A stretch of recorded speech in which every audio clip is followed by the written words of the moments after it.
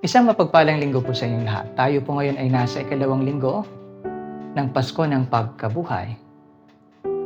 Samahan po ako ninyong pagnilayan ang salita ng Diyos at simulan po natin ito sa ngalan ng Ama at Anak at Espiritu Santo.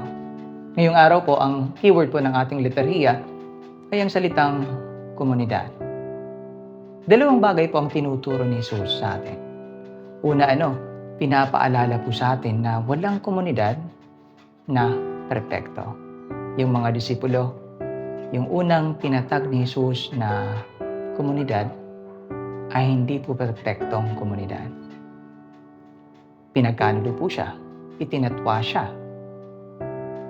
pinagdudahan ni Tomas, iniwanan po siya ng kanyang mga disipulo. Pero kahit ganun pa man, tinatawag po tayo ni Jesus na magsumikap na gumawa ng mabuti, na ayusin ang ating mga komunidad.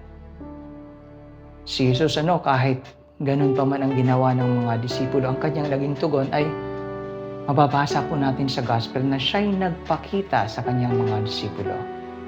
Nang ibig pong sabihin, gusto niyang tipunin ang kanyang mga disipulo, na ang ibig pong sabihin, gusto niyang mapanatili ang kanilang pagkakaisa. Pangalawa, iniimbitahan po tayo ni Jesus na tingnan bilang halimbawa ang naging buhay ng ating mga ninuno. The early Christians. Mababasa po natin sa unang pagbasa na mula sa mga gawa na yung mga ninuno po natin ay naging matapat sa aral ng mga apostol, sa pagsasamahan, sa paghahati-hati ng tinapay, at sa pananalangin. Alam po ninyo, every time po tayo nagsisimba, ginagawa po natin yung ginawa ng mga ninuno natin.